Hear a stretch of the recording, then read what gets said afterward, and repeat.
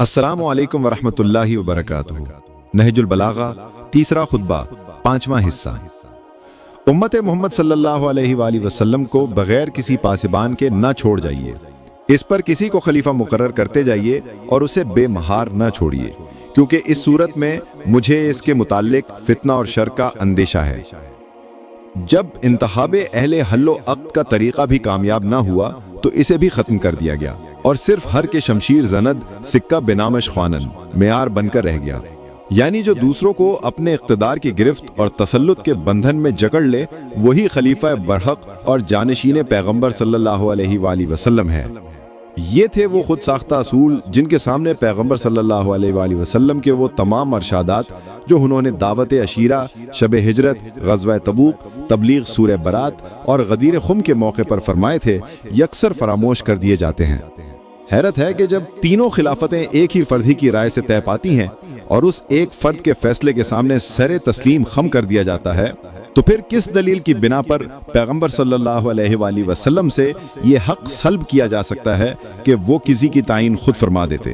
جبکہ تمام نزاعوں کے سدباب کا یہی ایک ذریعہ ہو سکتا تھا کہ وہ خود اسے طے کر کے بعد میں پیدا ہونے والے خلتشاروں سے امت کو محفوظ کر جاتے اور ایسے لوگوں کے ہاتھوں میں اس کا فیصلہ چھوڑنے سے اسے بچا لے جاتے جو نفسانی خواہشوں میں الجھے ہوئے اور خود غرضیوں میں جکڑے ہوئے ہیں۔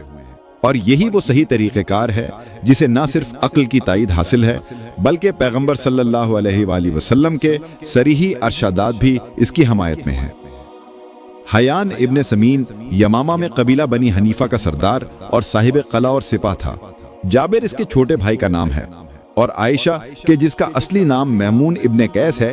اس کی بزم نونوش میں ندیم و مصاحب کی حیثیت رکھتا تھا اور اس کے انعام و اکرام سے خوشحالی اور فارغ البالی کی زندگی بسر کرتا تھا۔ اس شعر میں اس نے اپنی پہلی زندگی کا موجودہ زندگی سے تقابل کیا ہے کہ کہاں وہ دن کہ جب رزق کی تلاش میں مارا مارا پھرتا تھا اور کہاں یہ دن جو حیان کی مصاحبت میں آرام چین سے گزر رہے ہیں۔ امیر المومنین علیہ السلام کے اس شعر کو بطور تمثیل لانے کا مقصد عموماً یہ سمجھا گیا ہے کہ اپنے اس دکھ بھرے زمانے کا مقابلہ اس زمانے سے کریں جو پیغمبر صلی اللہ علیہ وآلہ وسلم کے دامان عاطفت میں گزرتا تھا اور ہر طرح کے غل و غش سے پاک اور روحانی سکون کا سر و سامان لیے ہوئے تھا۔ لیکن محل تمثیل اور نیز مضمون شعر پر نظر کرتے ہوئے یہ مقصود ہو تو بعید نہیں ہے کہ برسر اقتدار افراد کی زمانہ رسول صلی اللہ علیہ وآلہ وسلم میں بے وقاری اور موجودہ حالت میں ان کے اقتدار و اختیار کا فرق دکھلایا جائے۔ یعنی ایک وقت وہ تھا کہ رسول کے زمانے میں میرے سامنے ان کی بات بھی نہ پوچھی جاتی تھی، اور اب یہ دور آیا ہے کہ یہ امور مسلمین کے واحد مالک بنے ہوئے ہیں۔ جب حضرت عمر اگو لولو کے ہاتھ سے زخمی ہوئے اور دیکھا کہ اس کاری زخم سے جان بر نہ ہوش مشکل ہے، تو آپ نے انتخاب خلیفہ کے لیے ایک مجلس شورا تشکیل دی، جس میں علی ابن ابی طالب، عثمان ابن عفان، عبد الرحمن ابن عوف، زبیر ابن العوام، سعد ابن ابی وقاص اور طلحہ ابن عبید اللہ کو نامزد کیا، اور ان پر یہ پابندی عائد کر دی کہ وہ ان کے مرنے کے بعد 3 دن کے اندر اندر اپنے میں سے ایک کو خلافت کے لیے منتخب کر لیں اور یہ 3 دن امامت کے فرائض صحیح انجام دیں۔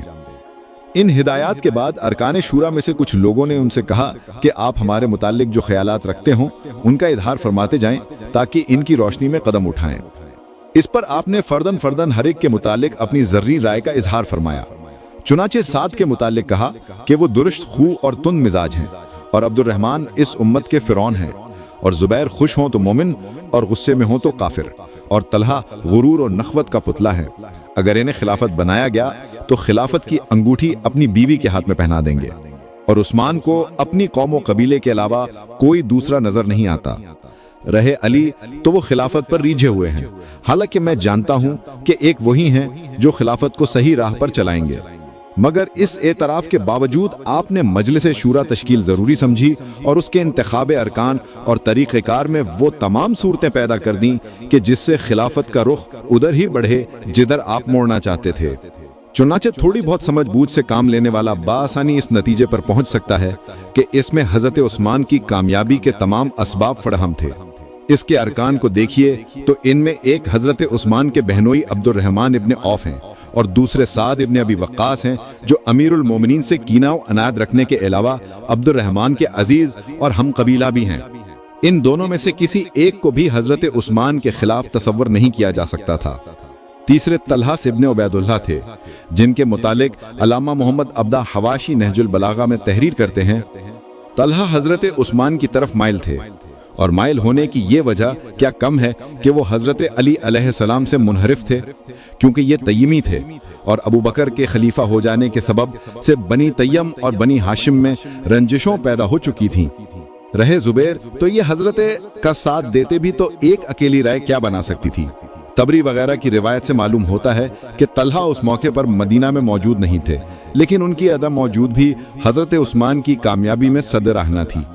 بلکہ وہ موجود بھی ہوتے جیسا کہ شورا کے موقع پر پہنچ گئے تھے، اور انہیں حضرت امیر المومنین علیہ السلام کا ہم نوا بھی سمجھ لیا جاتا جب بھی حضرت عثمان کی کامیابی میں کوئی شبہ نہ تھا، کیونکہ حضرت عمر کے ذہن رساں نے طریقہ کار یہ تجویز کیا تھا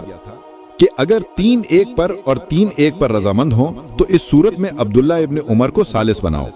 جس فریق کے متعلق وہ حکم لگائے وہی فریق اپنے میں سے خلیفہ کا انتخاب کرے، اور اگر وہ عبداللہ ابن عمر کے فیصلے پر رضامند نہ ہوں تو تم اس فریق کا ساتھ دو جس میں عبد الرحمن ابن عوف ہوں، اور دوسرے لوگ اگر اس سے اتفاق نہ کریں تو انہیں اس متفقہ فیصلے کی خلاف ورزی کرنے کی وجہ سے قتل کر دو۔ اس مقام پر عبداللہ ابن عمر کے فیصلے پر نارضامندی کے کیا معنی، جبکہ انہیں یہ ہدایت کر دی گئی تھی کہ وہ اسی گروہ کا ساتھ دیں جس میں عبد الرحمن ہوں۔ چنانچہ عبداللہ کو حکم دیا کہ اے عبداللہ، اگر قوم میں اختلاف ہو تو تم اکثریت کا ساتھ دینا، اور اگر 3 ایک طرف اور 3 ایک طرف ہوں تو تم اس فریق کا ساتھ دینا جس میں عبد الرحمن ہوں۔ اس فرمائش سے اکثریت کی ہم نوائی سے بھی یہی مراد ہے کہ عبد الرحمن کا ساتھ دیا جائے، کیونکہ دوسری طرف اکثریت ہو ہی کیوں کر سکتی تھی جبکہ ابو طلحہ انصاری کی زیر قیادت 50 خونخوار تلواروں کو حزب مخالف کے سروں پر مسلط کر کے عبد الرحمن کے اشارہ چشم و ابرو پر جھکنے کے لیے مجبور کر دیا گیا تھا۔ چنانچہ امیر المومنین کے نظروں نے اسی وقت بھانپ لیا تھا کہ خلافت حضرت عثمان کی ہوگی، جیسا کہ آپ علیہ السلام کے اس کلام سے ظاہر ہے جو ابن عباس سے مخاطب ہو کر فرمایا۔ آپ سے اگلے ویڈیو میں پھر ملاقات ہوگی، تب تک کے لیے خدا حافظ۔